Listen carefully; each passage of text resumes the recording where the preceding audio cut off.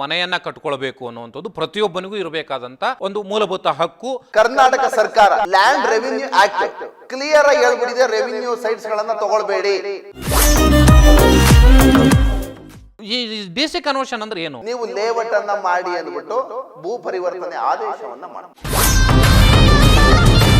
ಬೆಂಗಳೂರು ಇರಬಹುದು ಅಥವಾ ಎಲ್ಲೇ ಇರಲಿ, ಒಬ್ಬ ವ್ಯಕ್ತಿ ಒಂದು ಸೂರನ್ನ ಕಟ್ಕೊಳ್ಬೇಕು, ಒಂದು ಮನೆಯನ್ನ ಕಟ್ಕೊಳ್ಬೇಕು ಅನ್ನುವಂಥದ್ದು ಪ್ರತಿಯೊಬ್ಬನಿಗೂ ಇರಬೇಕಾದಂಥ ಒಂದು ಮೂಲಭೂತ ಹಕ್ಕು, ಆಸೆ ಅನ್ನೋದು ಇದ್ದೇ ಇರುತ್ತೆ. ಯಾಕೆಂದ್ರೆ ಅವನು ಸೆಟ್ಲ್ ಆಗಬೇಕು, ಅವನು ನಂಬಿರ್ತಕ್ಕಂಥ ಕುಟುಂಬ ಒಂದು ವೆಲ್ ಸೆಟಲ್ಡ್ ಆಗಬೇಕು ಅನ್ನುವಂಥದ್ದು. ಸೊ ಹೀಗಿರುವಂಥ ಸಂದರ್ಭದಲ್ಲಿ ಈ ರೀತಿಯ ಒಂದು ಜಾಲಕ್ಕೆ ಸಿಕ್ಕಿ ಅಥವಾ ಒಂದು ಏನು ವಂಚನೆಗೊಳಗಾದ ಸಂದರ್ಭದಲ್ಲಿ ಹೇಗೆ ಅವ್ರು ಹೊರಬರ್ಲಿಕ್ಕೆ ಸಾಧ್ಯ ಆಗುತ್ತೆ ಅಂತ ಸರ್ ನೋಡಿ, ನಮ್ಮಲ್ಲಿ ಕಾನೂನು ಏನನ್ನತ್ತೆ ಗೊತ್ತಾ? ಕಾನೂನು ನಿಷಿದ್ಧ ಮಾಡಿದೆ. ಓಕೆ ನೋಡಿ, ರೆವಿನ್ಯೂ ಸೈಟ್ಗಳನ್ನು ತಗೊಳ್ಬೇಡಿ ಅಂತ ಕಾನೂನು ಹೇಳಿದೆ. ಓಕೆ, ನಮ್ಮ ಬೆಂಗಳೂರು ಎಲ್ಲ ನಮ್ಮ ಭಾರತದ ಪ್ರತಿಯೊಂದು ಡಿಸಿಗಳು ಸಹ ನೋಟಿಫಿಕೇಶನ್ ಆಗಿಂದ ಹಾಗೆ ಹೊರಡ್ತಾ ಇರ್ತಾರೆ.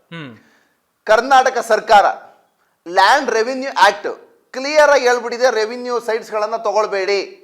ಯಾವುದೇ ಜಮೀನಿನಲ್ಲಿ ಅಕ್ರಮವಾಗಿ ನಿವೇಶನಗಳನ್ನಾಗಿ ಕನ್ವರ್ಟ್ ಮಾಡಿದ ಮೇಲೆ ಅದನ್ನ ತಗೊಳ್ಬೇಡಿ ಅಂತ ಕಾನೂನು ನಿಷಿದ್ಧ ಮಾಡಿಬಿಟ್ಟಿದೆ. ಅದು ಲ್ಯಾಂಡ್ ರೆವಿನ್ಯೂ ಕ್ಲೀನ್ ಆಗಿ ಹೇಳಿದೆ. ಓಕೆ. ಆಮೇಲೆ ಲೋಕಲ್ ಅಲ್ಲಿ RIಗಳು VAಗಳಾಗಿರ್ಬೋದು, ಸಬ್ ರಿಜಿಸ್ಟರ್ ಆಗಿರ್ಬೋದು, ರಿಜಿಸ್ಟರ್ನ ಮಾಡಬಾರ್ದು ಅನ್ನೋದೇ ಕಾನೂನಿದೆ. ಆದ್ರೂ ಮಾಡ್ತಾರೆ. ಆದ್ರೂ ಏನಾಗುತ್ತೆ ಅಂದ್ರೆ ಕೇಳಿ, ನಮ್ಮಲ್ಲಿ ಈ ಎಲ್ಲ ಅವ್ಯವಹಾರಗಳನ್ನ ತಡೆ ಹಿಡಿಬೇಕು ಅಂತಾನೆ ಸರ್ಕಾರ ಒಂದಷ್ಟು ಮಾಡಿಬಿಟ್ಟಿದೆ. ಓಕೆ. ಈಗ ಒಂದು ಎಕ್ಸಾಂಪಲ್ ಕೊಡ್ತೀನಿ ಕೇಳಿ. ಈಗ ವರದಕ್ಷಿಣೆ ನಿಷೇಧ ಅಧಿನಿಯಮ ಇದೆ, ಆದ್ರೂ ವರದಕ್ಷಿಣೆ ಆದ್ರೂ ವರದಕ್ಷಿಣೆ ಇಸ್ಕೋತಾರೆ. ಕೊನೆಗೆ ನೀವು ಈಸ್ಕೊಳ್ಬೇಡಿ, ನಾವು ಕೊಟ್ಟಿದ್ದು ಅಂತ ಹೇಳಿದ್ರೆ ಕೋರ್ಟ್ ಅವ್ರಿಗೆ ತಾಕೀತು ಹಾಕುತ್ತಾ ಇಲ್ವಾ? ಹಾಕ್ಲೇಬೇಕು. ಈಗ ನಮ್ಮ ಪ್ರಶ್ನೆನೂ ಇದೇನೆ. ಜನಗಳಿಗೆ ಕಾನೂನು ಹೇಳಿದೆ, ನ್ಯಾಯಾಲಯವೂ ಸಹ ಹೇಳಿದೆ, ನಮ್ಮ ಚೀಫ್ ಸೆಕ್ರೆಟರಿಯಿಂದ ಪ್ರತಿಯೊಂದು ಜನಕ್ಕೂ ಸಹ ತಲುಪಲಿ ಅಂತ ಪ್ರತಿಯೊಂದು ಸಬ್ ರಿಜಿಸ್ಟ್ರಲ್ ಆಫೀಸ್ಗಳಲ್ಲೇ ಪೇಸ್ಟ್ ಮಾಡಿರ್ತಾರೆ. ಓಕೆ. ಅದನ್ನು ಮೀರಿ ನೀವು ರೆವಿನ್ಯೂ ಸೈಟ್ ನಮ್ಗೊಂದು 6 ಲಕ್ಷಕ್ಕೆ ಸಿಗುತ್ತೆ, 10 ಲಕ್ಷ ರೂಪಾಯಿ ಸಿಗುತ್ತೆ ಅಂತ ಹೋಗಿ ತಗೊಳ್ಳುವಂತ ತಪ್ಪು ನಿಮ್ಮದ ಅವ್ರದ. ಅದು ಆಮೇಲೆ ಲಿಟಿಗೇಷನ್ ಕೂರ್ತವೆ 100%. ಈಗ ಇಲ್ಲಿ ಡಿಸಿ ಕನ್ವರ್ಷನ್ ಅನ್ನೋ ಒಂದು ಪ್ರಶ್ನೆ ಬರುತ್ತೆ. ಡಿಸಿ ಕನ್ವರ್ಷನ್ ಆಗ್ಬಿಟ್ಟಿದೆ, ಸೊ ನಾವು ಸೇಫ್ ಅನ್ನೋವಂಥ ಒಂದು ಪರಿಕಲ್ಪನೆ ಹುಟ್ಟಾಕ್ಬಿಟ್ಟಿದ್ದಾರೆ. ಪ್ರತಿ ಜಿಲ್ಲೆನಲ್ಲೂ ನಡೀತಾ ಇದೆ. ಈಗ ಬೆಂಗಳೂರಿನಲ್ಲಂತೂ ಅದು ಕೇಳೋದೇ ಬೇಡ, ಕೋಟಿ ಕೋಟಿ ಸೈಟ್ಗಳನ್ನ ಅಥವಾ ಜಮೀನುಗಳನ್ನ ಈ ರೀತಿ ಮಾಡ್ಕೊಂಡು ಹೋಗ್ತಿದ್ದಾರೆ. ಈ ಡಿಸಿ ಕನ್ವರ್ಷನ್ ಅಂದ್ರೆ ಏನು ಅಂತ ಸರ್ ನೋಡಿ, ಈ ಒಂದು ಡಿಸಿ ಕನ್ವರ್ಷನ್ ಅನ್ನೋ ಪದ ಇದೆಯಲ್ಲ, ಇದನ್ನು ದಯಮಾಡಿ ಸಾರ್ವಜನಿಕರು ಕ್ಲೀನಾಗಿ ಅರ್ಥ ಮಾಡ್ಕೊಳ್ಳಿ. ಏನಾಗುತ್ತೆ ಅಂದರೆ, ನಮ್ಮಲ್ಲಿ ಯಾವುದೇ ಡಿಸ್ಟಿಕಲ್ಲಿ ಯಾವುದೇ ಜಿಲ್ಲೆಗಳಲ್ಲಿ ಒಂದು 3 ಎಕರೆ ಜಾಗ ಇದೆ ಅಂತ ತಿಳ್ಕೊಳ್ಳಿ. 3 ಎಕರೆ ಜಾಗದಲ್ಲಿ ನಾವು ಲೇಔಟನ್ನು ಮಾಡಬೇಕು. ಆ ಲೇಔಟನ್ನು ಮಾಡುವಂಥ ಸಂದರ್ಭದಲ್ಲಿ ಈ ಒಂದು ಸರ್ವೆ ನಂಬರ್ 81/1ರಲ್ಲಿ 3 ಎಕರೆ ಇದೆ. ಇದನ್ನ ನಾವು ಈ ಜಾಗವನ್ನ ಭೂ ಪರಿವರ್ತನೆ ಮಾಡ್ಕೊಳ್ಳೋದಕ್ಕೆ ನಿವೇಶನಗಳನ್ನಾಗಿ ನಾವು ಕನ್ವರ್ಟ್ ಅನ್ನ ಮಾಡ್ತೀವಿ, ಜನಗಳಿಗೆ ಸೈಟ್ ಅನ್ನ ಹಂಚಿಕೆ ಮಾಡಿ ಜನಗಳಿಗೆ ಮಾರಾಟ ಮಾಡ್ತೀವಿ ಅನ್ನೋ ಒಂದು ಪ್ರಕ್ರಿಯೆಗೆ ಒಳಗೊಂಡಾಗ ಲ್ಯಾಂಡ್ ಡೆವಲಪರ್ ಅಥವಾ ಲ್ಯಾಂಡ್ ಲಾರ್ಡ್ ಇವರಿಬ್ಬರು ಏನ್ ಮಾಡ್ತಾರೆ, ಮಾನ್ಯ ಜಿಲ್ಲಾಧಿಕಾರಿಗಳಿಗೆ ಅಪ್ಲಿಕೇಶನ್ ಅನ್ನ ಹಾಕ್ತಾರೆ. ಸರ್, ನಮ್ಮ ಜಾಗವನ್ನ ನಾವು ಮಾರಾಟ ಮಾಡೋದಕ್ಕೆ ಕನ್ವರ್ಷನ್ ಅನ್ನು ಮಾಡ್ಕೊಡಿ, ನಿವೇಶನಗಳನ್ನಾಗಿ ನಾವು ಕನ್ವರ್ಟ್ ಮಾಡ್ತೀವಿ ಅದನ್ನ ಅಂದಾಗ ಆ ಸುತ್ತಮುತ್ತಲಿನ ವರದಿಯ ಪ್ರಕಾರ ಗ್ರೀನ್ ಝೋನ್ ಇರುತ್ತೆ, ಯೆಲ್ಲೋ ಝೋನ್ ಇರುತ್ತೆ, ರೆಡ್ ಝೋನ್ ಇರುತ್ತೆ.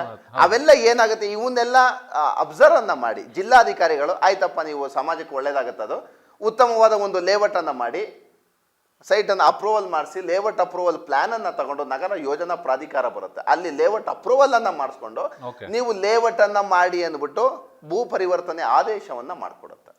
DC ಅವರು ಆದೇಶ ಮಾಡ್ತಾರೆ, ಭೂ ಪರಿವರ್ತನೆ ಆದೇಶ ಮಾಡ್ತಾರೆ. ಇದು ಕರೆಕ್ಟ್ ಆಗಿ ತಿಳ್ಕೊಳ್ಳಿ. DC ನಲ್ಲಿ ಒಂದು ಆರ್ಡರ್ ಅನ್ನ ಮಾಡ್ಕೊಡ, DC ಕನ್ವರ್ಷನ್ ಅದನ್ನ ನಾವು ಮಾಡ್ಕೊಡ್ತೀವಿ. ಅಧಿಕೃತ ಜ್ಞಾಪನ ಅಂತ ಒಂದು ಪದ ಇದು ಜಿಲ್ಲಾಧಿಕಾರಿಯಿಂದ ಮಾಡ್ತಾರೆ. ಆ ಅಧಿಕೃತ ಜ್ಞಾಪನದಲ್ಲಿ ಏನಾಗುತ್ತೆ ಅಂದ್ರೆ, ಆ DC ಯಾವ ಸರ್ವೆ ನಂಬರ್, ಯಾವ ಊರು, ಯಾವ ಸರ್ವೆ ನಂಬರ್, ಇಂತಿಷ್ಟು ಜಾಗದಲ್ಲಿ ಭೂ ಪರಿವರ್ತನೆ ಆದೇಶ ಆಗಿದೆ, ಕೋರ್ಟ್ ಫೀಸ್ ಕಟ್ಟಿದೆ, ನಮ್ಮ ಸರ್ಕಾರಕ್ಕೆ ಏನು ಫೀಸ್ ಕಟ್ಟಿದೆ ಅಂತ ಫಸ್ಟ್ ಪೇಜಲ್ಲಿ ತೋರಿಸಿರುತ್ತೆ. ದಯಮಾಡಿ ಸಾರ್ವಜನಿಕರು ಅರ್ಥ ಮಾಡ್ಕೊಳ್ಳಿ. ಆ ಪೇಜ್ ಅನ್ನ ಹಿಂಭಾಗ ಮಾಡಿದ್ರೆ ಎರಡನೇ ಪೇಜಲ್ಲಿ ಸಂಪೂರ್ಣವಾದ ಕಂಡೀಷನ್ಗಳನ್ನ ಹಾಕಿರ್ತಾರೆ. ಆ ಕಂಡೀಷನ್ಗಳು ಏನು ಅಂದ್ರೆ, ನೀವು ಯೋಜನಾ ಪ್ರಾಧಿಕಾರದಿಂದ ಮ್ಯಾಪನ ಅನುಮೋದನೆ ಪಡ್ಕೊಳ್ಬೇಕು. BBMP ಅಂದ್ರೆ ನಮ್ಮ ಸುತ್ತಮುತ್ತ ಯಾವ ಸ್ಥಳೀಯ ಪ್ರಾಧಿಕಾರಗಳು, ಅದು ಯಾವ್ದಾನು ಆಗಿರ್ಬೋದು, ಪುರಸಭೆ ಇರ್ಬೋದು, ಜಿಲ್ಲಾ ಪಂಚಾಯತ್ ಇರ್ಬೋದು, ಸ್ಥಳೀಯ ಪ್ರಾಧಿಕಾರ ಟುಡಾ ಆಗಿರ್ಬೋದು, ಮೂಡಾ ಆಗಿರ್ಬೋದು, ಬೇರೆ ಯಾವುದೇ ಜಿಲ್ಲಾಧಿಕಾರಿ, ಗ್ರಾಮ ಪಂಚಾಯತಿವರೆಗೂ ಬರುತ್ತದು. ಎಸ್, ಹೌದು. ಅಲ್ಲಿಂದ ಪ್ರತಿಯೊಂದರಲ್ಲಿ NOCಗಳನ್ನ ತಗೊಳ್ಳಿ. ಈಗ ಫೈರ್ ಲೈಸೆನ್ಸ್ ಅನ್ನ ತಗೊಳ್ಬೇಕು, BWSSB ಇಂದ ಪರ್ಮಿಷನ್ ತಗೋಬೇಕು, ಆಮೇಲೆ ಬೆಸ್ಕಾಮ್ ಇಂದ ಪರ್ಮಿಷನ್ ತಗೋಬೇಕು. ಎಲ್ಲ ಕಡೆಯಿಂದನೂ ಪರ್ಮಿಷನ್ ತಗೊಂಡು ಸ್ಯಾನಿಟ್ರಿ, ರೋಡು, ಲೈಟು, ಎಲ್ಲ ಸಾರ್ವಜನಿಕರು ಒಂದು ಮನೆಯನ್ನ ಕಟ್ಕೊಳ್ಬೇಕಾದಂತ ಏನೇನು ಮೂಲಭೂತ ಅವಶ್ಯಕ ಅಂಶಗಳಿದೆ ಅದನ್ನೆಲ್ಲ ಕೊಟ್ಟ ಮೇಲೆ ನಗರ ಯೋಜನಾ ಪ್ರಾಧಿಕಾರ ಏನಾಗುತ್ತೆ, ಒಂದು 40% ಸೈಟ್ ಅನ್ನ ರಿಲೀಸ್ ಮಾಡಿ ಅನ್ನತ್ತೆ. ಒಂದು 3 ಎಕರೆ ಸೈಟ್ ಅಲ್ಲಿ ಒಂದು ನೀವು 60 ಸೈಟ್ ಮಾಡಿದ ಕೂಡಲೇ 60 ಸೈಟ್ನು ಏಕಾಏಕಿ ಮಾರಾಟ ಮಾಡೋದಕ್ಕೂ ಅದರಲ್ಲೂ ಹಕ್ಕಿಲ್ಲ. ಹೌದು, ಒಂದು 40%, 30%, 30% ಅಂತ 2ರಿಂದ 3 ಸಲ ಅನುಷ್ಠಾನ ಮಾಡುತ್ತೆ ಯೋಜನಾ ಪ್ರಾಧಿಕಾರ. ಅವಾಗ ಏನ್ ಮಾಡ್ತಾರೆ, ಒಂದಿಷ್ಟು ಸೈಟ್ಗಳನ್ನ ರಿಲೀಸ್ ಮಾಡ್ತಾವೆ. ಆ ಸೈಟ್ ನಂಬರ್ಗಳನ್ನ ಸೇಲ್ ಮಾಡ್ಬೇಕು ಅವರು. ಈ ಸೇಲ್ ಮಾಡಿದ ಮೇಲೆ ಏನಾಗುತ್ತೆ, ಆ DC ಕನ್ವರ್ಷನ್ ಮತ್ತು ಸೇಲ್ ಡೀಡ್ ಇವನ್ನೆಲ್ಲ ತಗೊಂಡು ಸ್ಥಳೀಯ ಪ್ರಾಧಿಕಾರ ಯಾವುದಿದೆ, ಪಂಚಾಯಿತಿ ಆಗಿರ್ಬೋದು, BBMP ಆಗಿರ್ಬೋದು, ಸ್ಥಳೀಯ ಮುನ್ಸಿಪಲ್ ಆಗಿರ್ಬೋದು, ನಗರಸಭೆ, ಪುರಸಭೆ ಯಾವ್ದಾದ್ರು ಆಗ್ಬೋದು, ಆ DC conversion, sale deed, EC ಎಲ್ಲ ತಗೊಂಡು ಕೊಟ್ರೆ ಅವರ ಹೆಸರಿನಲ್ಲಿ ಈ ಖಾತಾ ಜನರೇಟ್ ಆಗುತ್ತೆ. ಇದು ರೆಗ್ಯುಲರ್ ಅಂಡ್ ಕ್ಲೀನ್ ಡಾಕ್ಯುಮೆಂಟ್ಸ್ ಅಂತ ಕರಿತೀವಿ. ಇದನ್ನ ಕರೆಕ್ಟ್